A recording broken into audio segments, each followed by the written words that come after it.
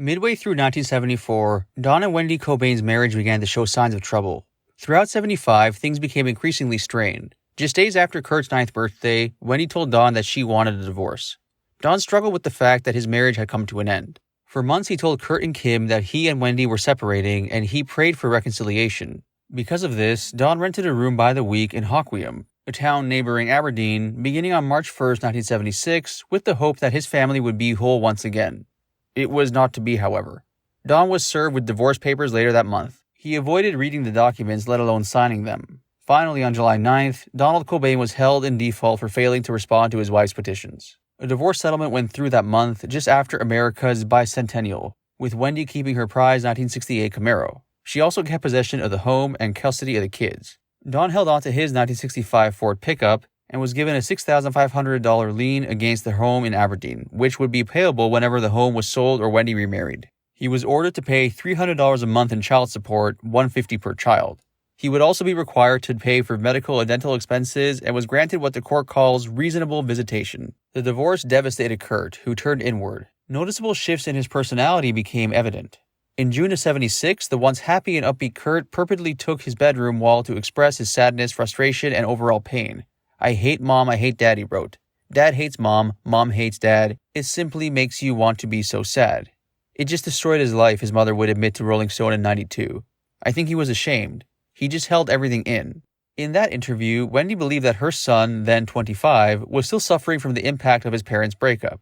"He was a happy-go-lucky kid," Kurt's uncle Jim Cobain told the Daily World in May 94. "And then he changed from the divorce. He became kind of introverted and into himself." Perhaps Kurt put it best in an interview with John Savage for Howl in 93. Quote, "I couldn't face some of my friends at school anymore because I desperately wanted to have the classic, typical family. Mother, father, I wanted that security. So I resented my parents for quite a few years because of that." End quote. Like many young children of divorce, Kurt believed that he was, at least in part, to blame for the dissolution of his parents' marriage. Of course, this wasn't the case, but the torment and sorrow he felt from their split caused him to internalize his feelings, which soon affected him physically and resulted in a stomach condition. Kurt was hospitalized at one point in 1976. At first, it was believed that he wasn't eating enough, which led the doctors to give him barium and x-ray his stomach to test for cancer and ulcers. Malnutrition was evident, but the stress from his home life is what kept him from eating. Off and on, anxiety would plague Kurt Cobain, and as is well documented, he would suffer from stomach aches for the rest of his life.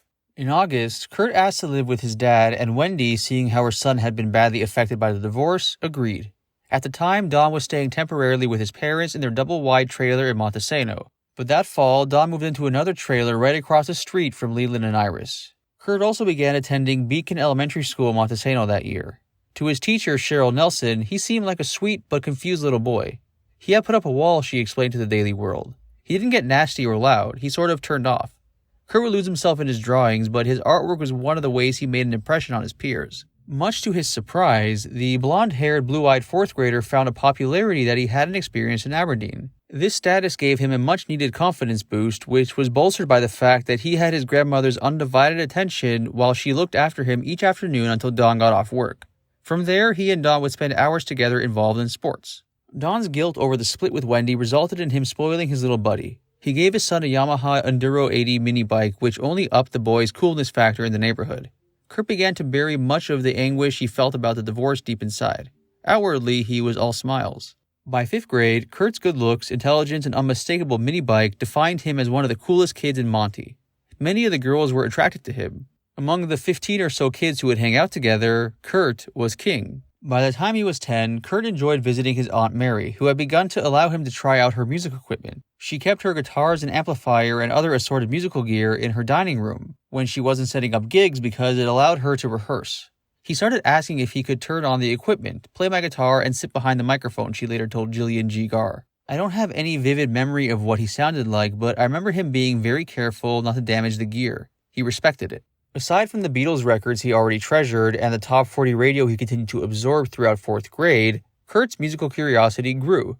Like many boys his age, he began delving into the top hard rock acts of the era. A friend had talked Don into subscribing to the Columbia House Record and Tape Club in the fall of 76. As records showed up at the trailer every few weeks, Kurt was exposed to the likes of Zeppelin, Kiss, and others. and amassed a sizable album collection by 77. In October of 77, Don Cobain began dating.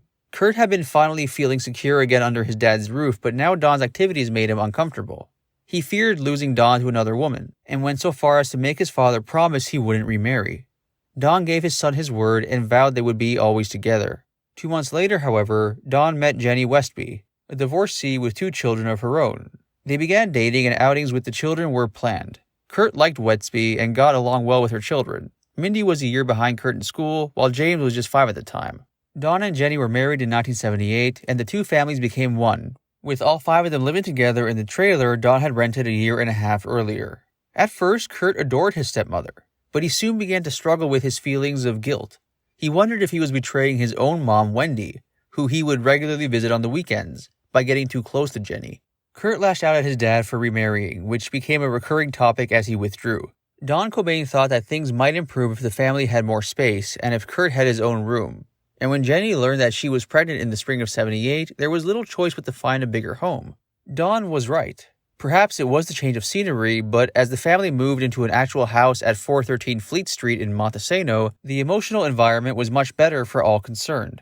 In addition to the privacy of his own bedroom, Kurt was elated to have a baby brother after Chad Cobain was born in January of 79.